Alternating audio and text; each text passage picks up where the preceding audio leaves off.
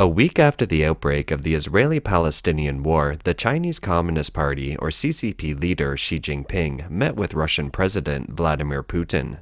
It was a high-profile meeting on the sidelines of the Belt and Road Forum in Beijing. Signs of the two countries getting closer have sparked international concern. Putin and his entourage flew to Beijing on the morning of October 17th. It was the first time in 2023 that the Kremlin leader left the confines of the former Soviet Union for an official visit. 普京总统已经于今天上午抵达北京，将应习近平主席的邀请出席第3届“一带一路”国际合作高峰论坛，并参加相关活动。两国元首将举行会晤。就双边关系和共同关心的问题深入交换意见。至于两国元首会见的具体的情况，我们会及时发布消息，请你保持关注。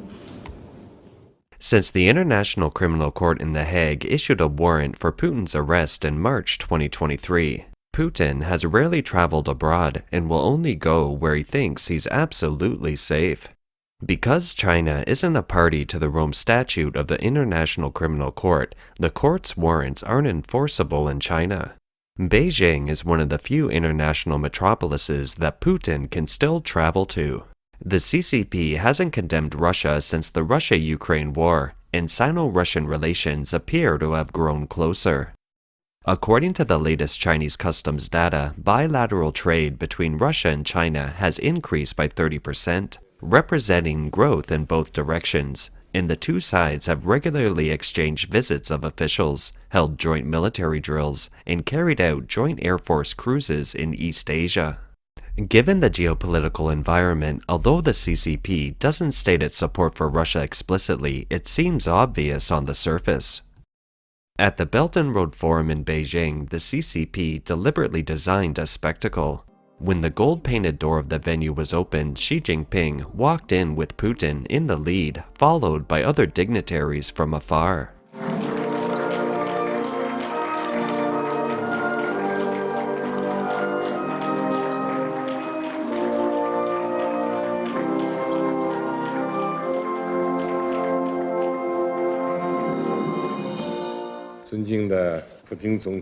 Esteemed President Putin, my old friend, welcome to China to attend the Third Belt and Road Forum for International Cooperation.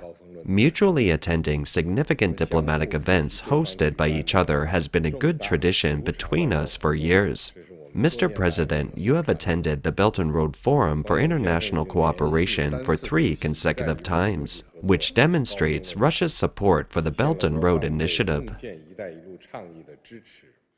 The CCP used the Belt and Road Forum to provide Putin with a safe place to meet with leaders of several countries. During the forum, Putin met with the leaders of at least 8 countries, including Thailand, Vietnam, Pakistan, and Hungary, in addition to accepting an invitation from the Vietnamese president to visit the country. The forum ended on October 18th. Despite what the Chinese authorities described as a robust lineup of participants, it has shrunk considerably in terms of the number of participants and the influence compared to the previous ones. Vladimir Putin was the highest-ranking guest at the forum among Western political leaders. According to the official statement, a total of 27 heads of state, heads of governments, and heads of international organizations arrived in China between the afternoon of October 15th and October 17th.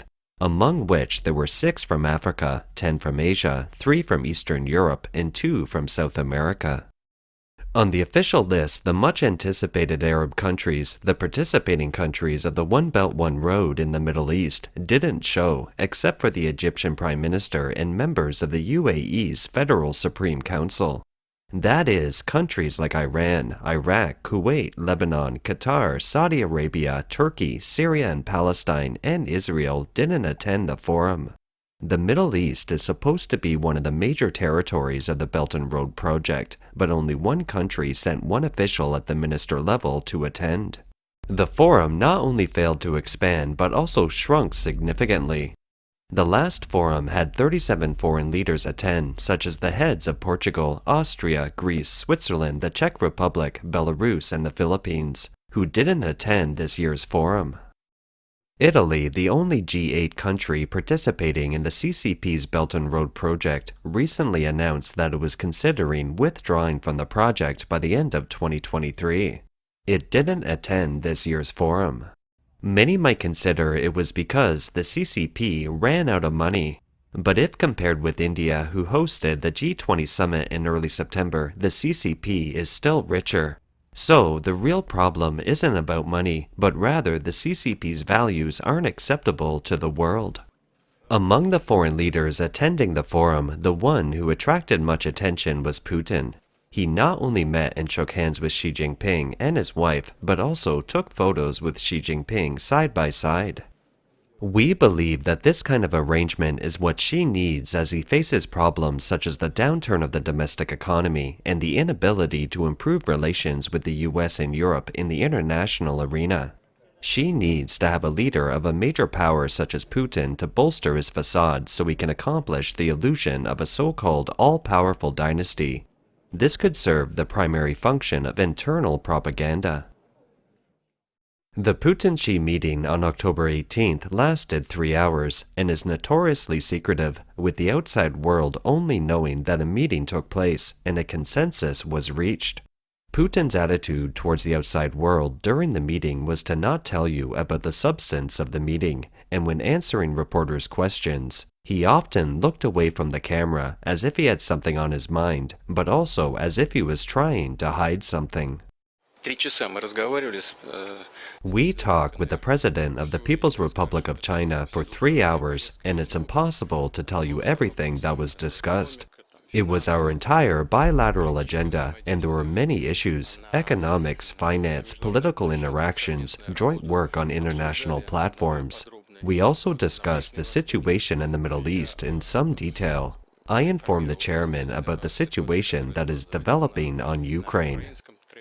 Putin said common threats would only strengthen cooperation between China and Russia.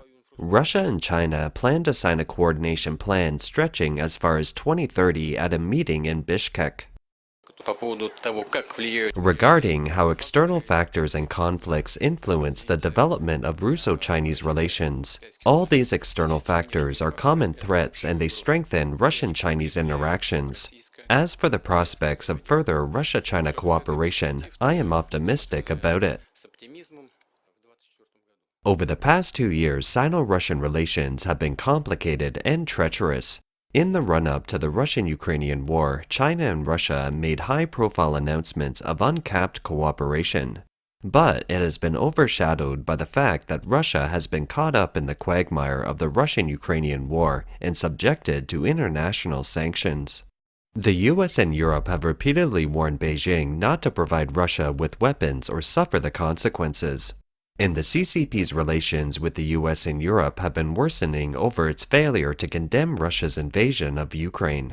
With Russia in the throes of war, the world is watching closely to see what happens next. According to Reuters, Putin was photographed walking to a meeting with Xi on October 18th under the protection of security guards, followed by 2 uniformed Russian naval officers, each carrying a suitcase.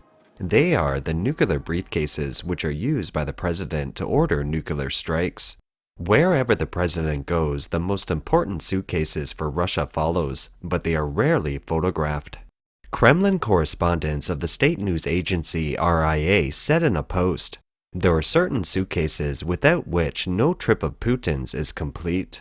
The Russia-Ukraine war has elevated tensions between Russia and the US to the highest level since the Cuban Missile Crisis of 1962. At the same time, the CCP is seeking to bolster its nuclear arsenal. This meeting has brought new clarity to the relationship between the CCP and Russia. Xi said 2024 marks the 75th anniversary of the diplomatic relations between China and Russia, and that China was willing to work with Russia to promote the development and revitalization of the two countries, the maintenance of international justice, and the common development of the world, among other things. Xi added the two sides have directed the development of relations between the two countries and discussed a series of major international and regional issues. Russia's invasion of Ukraine and the CCP's full-scale, stark transformation of Hong Kong and its quest for expansion have been widely seen as disrupting the international order. The CCP was looming behind the Russia-Ukraine war and the Hamas raid on Israel, and the above remarks by the CCP have led outsiders to believe that the relationship between China and Russia has deepened. The so-called upholding international justice of the two is more like a challenge to the US. There is a degree of coincidence between the Russian-Ukrainian war in the north of the Mediterranean Sea and the Israeli-Palestinian war in its south, which seems to imply that there have been foreign forces at work behind the scenes. The Belt and Road Forum for International Cooperation was held at a time when the Israeli-Palestinian conflict was escalating, and the U.S. was actively mediating the conflict. On October 18th, U.S. President Joe Biden visited Israel and expressed his firm support for the Israelis. U.S. Secretary of State Blinken visited Israel twice in 1 week and paid visits to several Arab countries to discuss the situation in the Middle East and to prevent the expansion of the war between Israel and Hamas. Judging by the present behavior of Russia and China, a new pattern of the Cold War is emerging. An axis of totalitarianism constructed by the CCP, Russia, North Korea, and Iran against the Western international system. On October 18th, former U.S. Deputy National Security Advisor Matthew Pottinger said in an interview with Voice of America that the so-called community with a shared future for mankind, pursued by the CCP, is an evil vision that will lead mankind into darkness. The U.S. must prevent it. He said that the CCP is tied to the Russian regime in an attempt to promote chaos in Europe, the Middle East, and the Taiwan Strait, and subvert the world order established on the ruins of World War II. Over time, there have been little stories that crop up from time to time in the press or at think tanks that suggest Xi Jinping is losing interest in his partnership with Vladimir Putin, and surely he's going to step back. That is now verifiably false. It should have been verifiably false from the get-go. But remember, back in March, we saw President Xi visit the Kremlin. And as he was leaving the Kremlin, do you remember what he said? He said to Vladimir Putin, he said, there are changes that are occurring that are unseen in a century.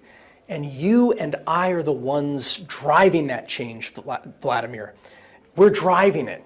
And so it was, and Vladimir Putin agreed. That was an admission that they were working together to try to upend a peaceful world order and a world order that was built on democratic principles from the rubble of World War II. Pottinger said, by hosting Putin in Beijing, Xi Jinping is continuing to deepen the partnership. China and Russia are trying to promote chaos in Europe, chaos in the Middle East, and ultimately chaos in China's front yard, the Taiwan Strait. This year, several high-ranked American officials visited China in succession, such as the Secretary of State, Treasury Secretary, and Commerce Secretary. Pottinger believes it doesn't mean that the U.S.-China relation is warming up. He said, I see no indication in their statements, speeches, and documents in China that they want to work more closely with the United States or are willing to relax these global ambitions that Xi Jinping is pursuing. Another highlight of the summit was that Putin praised Xi beyond expectation. It looks like he made a dramatic turn from towering big brother to Xi's little brother. Your ideas of a broad cooperation between the countries of the historic Silk Road, put forward 10 years ago, have certainly developed well.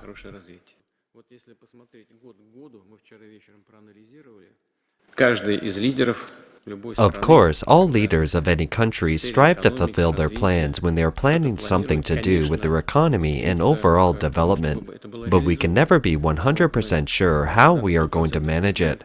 Our Chinese friends, China itself, under your leadership, you do manage to do that.